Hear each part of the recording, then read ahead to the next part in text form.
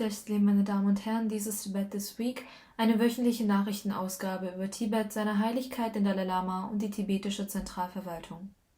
Werfen wir doch zunächst einen Blick auf die heutigen Schlagzeilen. Seine Heiligkeit, der Dalai Lama, reist nach Delhi. Der Status einer Nation oder eines Volkes hängt von historischen Fakten ab, nicht von den Launen der Regierungen, sagt Sejong Bema-Tsering. Das tibetische Parlament veröffentlicht eine Erklärung als Reaktion auf das falsch interpretierte Video Seiner Heiligkeit des Dalai Lama. Delegation der australischen Allparlamentarischen Gruppe für Tibet trifft Seine Heiligkeit den Dalai Lama und die CTA-Führung. Mitarbeiter des US-Senats besuchen das tibetische Exilparlament. Repräsentant Dr. Tseon Yabo Arya appelliert an die Staats- und Regierungschefs der G7-Staaten, eine Erklärung abzugeben, in der sie China für die Gewalttaten in Tibet verurteilen.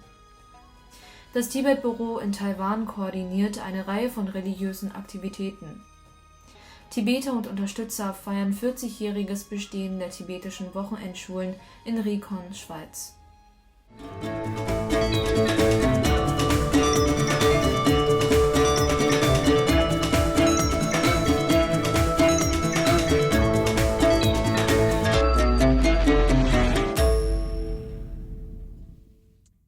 Das spirituelle Oberhaupt Tibets, Seine Heiligkeit der Dalai Lama, ist am frühen Mittwochmorgen dieser Woche nach Delhi gereist, um am zweitägigen Treffen des Global Buddhist Summit vom 20. bis zum 21. April in Delhi teilzunehmen.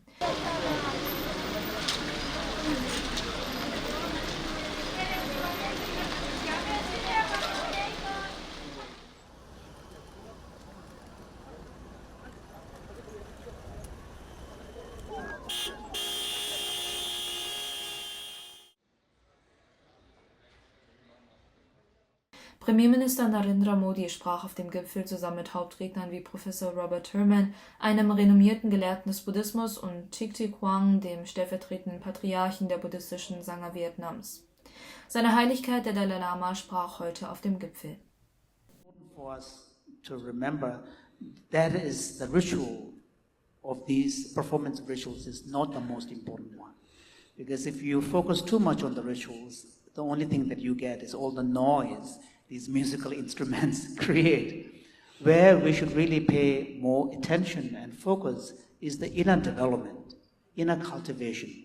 And inner cultivation has to be done through, as I shared before, combination of this analytic and resting approach, resting the mind, focusing it, settling the mind, then applying it, and so that you can combine. And the focus of those two approaches has to be really cultivation of wisdom, some understanding of the nature of reality, and then cultivation of compassion, and particularly bodhicitta.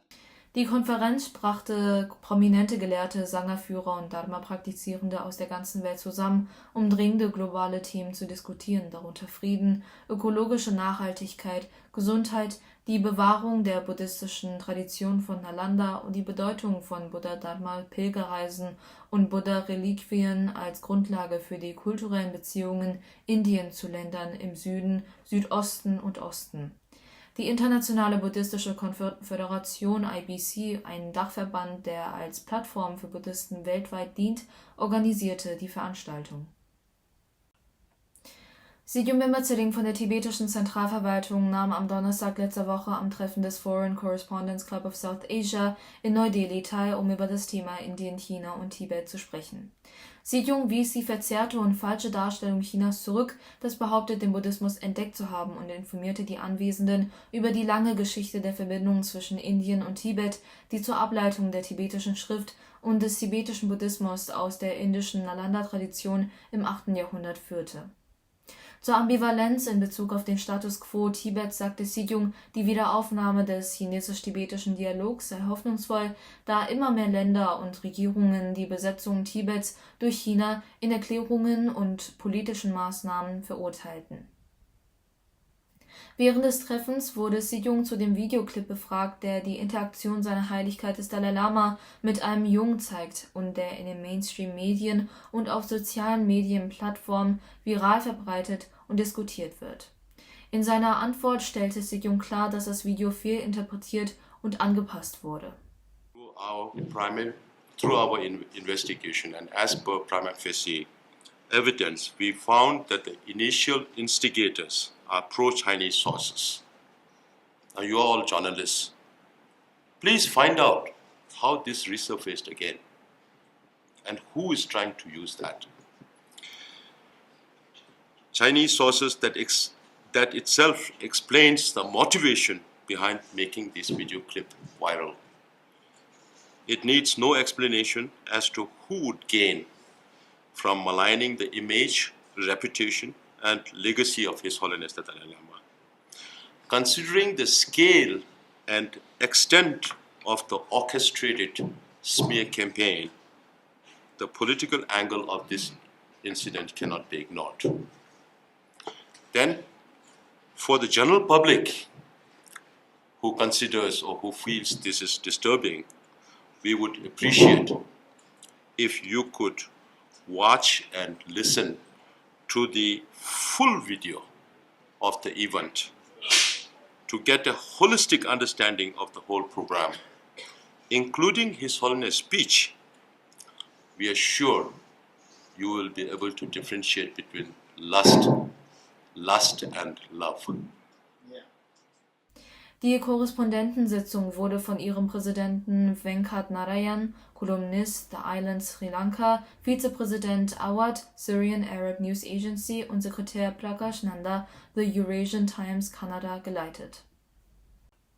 Am Freitag vergangener Woche veröffentlichte das tibetische Exilparlament eine Erklärung als Reaktion auf das falsch interpretierte Video seiner Heiligkeit des Dalai Lama, das seither in den verschiedenen Nachrichtenmedien auf der ganzen Welt verbreitet wurde.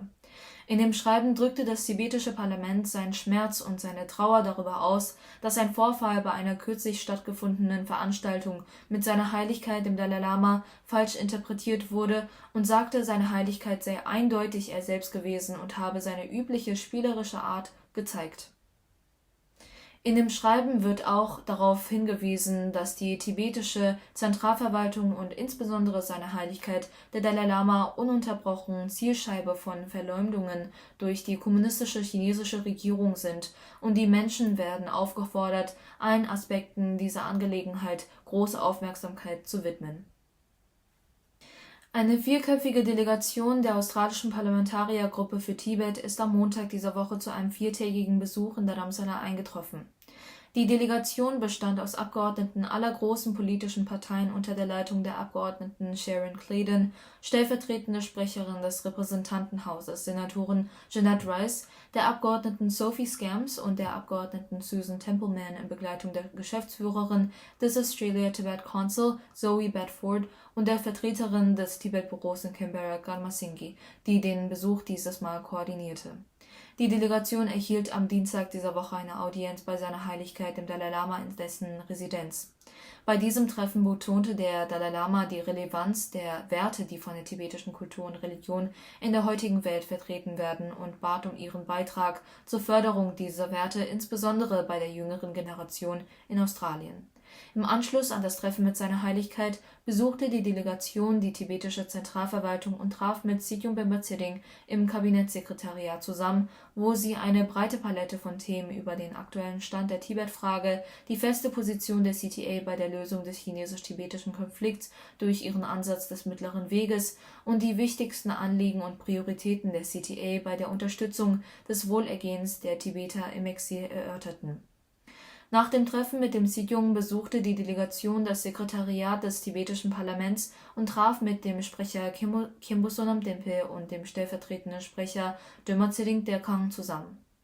Bei der Begrüßung der Delegierten betonte der Parlamentspräsident die enge Verbundenheit zwischen Tibetern und Australiern trotz der räumlichen Entfernung zwischen den beiden Ländern. Die vierköpfige Delegation wandte sich am Mittwoch auf einer Pressekonferenz an die lokalen tibetischen und indischen Medien, um ihre Unterstützung für das tibetische Volk und ihr Interesse an der Bewahrung des einzigartigen tibetischen Kulturerbes zu bekunden, das durch die Sinisierungskampagne der Kommunistischen Partei Chinas gefährdet ist. Australia has recognized that there are real challenges for Tibetans and in Tibet, and we recognise that there are threats to culture and education, language, and your Tibetan way of life. All of us here have known, we've done a lot of research and understanding of some of the issues that are being faced by the people of Tibet. Some of the things like the forced, the Chinese boarding schools that Tibetan children are now being forced to be going and doing their schooling in is just so heartbreaking to be hearing what is now going on in Tibet. But it has been wonderful to get a sense of hope and a sense of inspiration from the Tibetan people.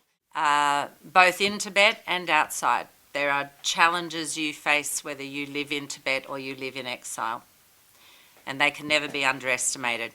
But your system of government, your commitment to democracy, and the really strong engagement of people. Democracy is worth nothing if its citizens are not engaged in it.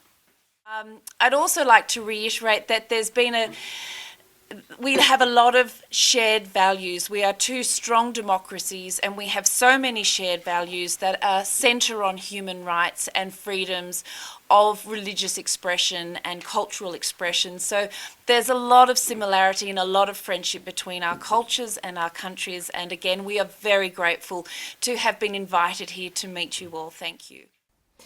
Der Sprecher Khenpo Sonam Denpe und der stellvertretende Sprecher Dharma Tsering Dekang trafen sich am Mittwoch vergangener Woche mit Mitarbeitern des US-Senats, bestehend aus Tom Melia und dem außenpolitischen Berater von Senator Ben Cardin, Megan Rice und der nationalen Sicherheitsberaterin von Senator Mitt Romney und Adam Kozlowski, dem außenpolitischen Berater von Senator Joni Ernst in Begleitung von Dengche Gyatso, dem Präsidenten der International Campaign for Tibet, im Sitzungssaal des Parlaments. Während ihres Treffens mit den US-Mitarbeitern informierte der stellvertretende Sprecher sie über die Entwicklung der Demokratie in der tibetischen Gemeinschaft und über die Funktionsweise des tibetischen Exilparlaments, einschließlich seiner halbjährlichen Sitzungen, Besuchsprogramme und Lobbyprojekte. Der stellvertretende Sprecher dankte den USA für die Verabschiedung zahlreicher tibetbezogener Gesetzentwürfe im US-Kongress, sprach über die Bedeutung des vorgeschlagenen Gesetzes zur Förderung einer Lösung des Tibet-China-Konflikts und appellierte an ihre Unterstützung bei dessen Verabschiedung.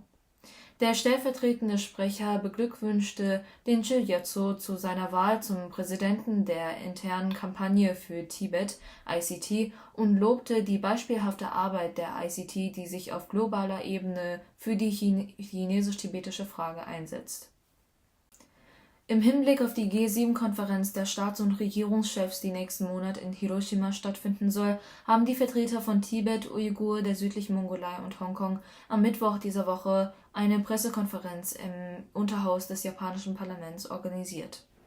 Ziel der Pressekonferenz war es, nach Angaben der Moderatorin Fumi Furukawa, die Aufmerksamkeit der G7-Staats- und Regierungschefs auf die sich verschlechternde Menschenrechtslage und die zunehmenden Repressionen in Tibet, der Uigurischen Republik, der südlichen Mongolei und Hongkong zu lenken.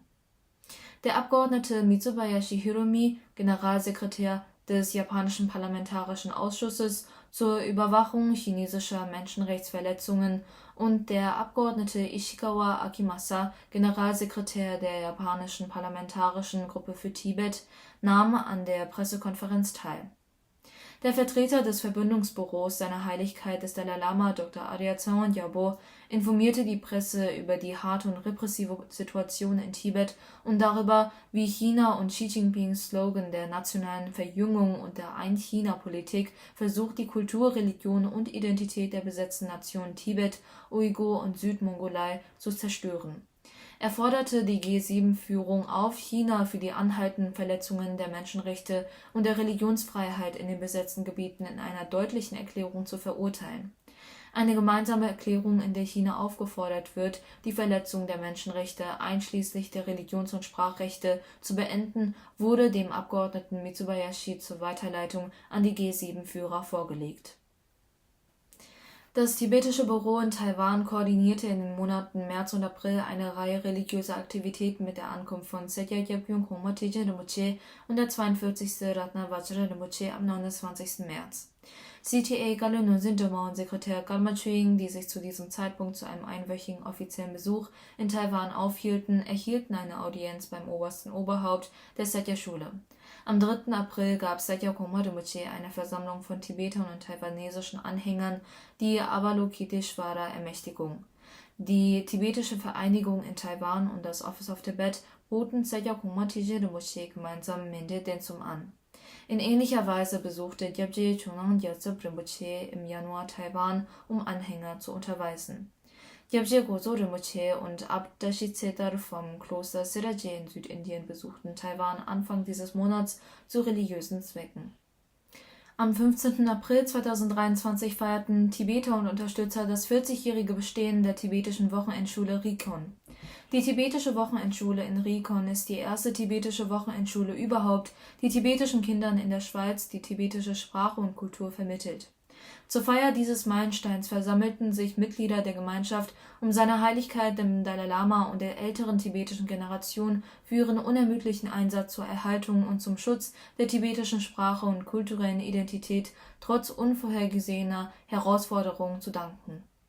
Mario Fehr, Vizepräsident und Vorsteher des Sicherheitsdepartements des Kantons Zürich, und Tinde Tschüki, Vertreterin des Tibet-Büro, nahmen an der Feier teil. In ihrer Ansprache dankte sie allen Tibeterinnen und Tibetern sowie allen Unterstützern, die die tibetische Wochenendschule Rikon über all die Jahre hinweg ermöglicht haben und das 40-jährige Jubiläum mit Stolz und Freude feierten. Ich danke Ihnen vielmals für Ihre Aufmerksamkeit. Auf Wiedersehen und bis nächste Woche.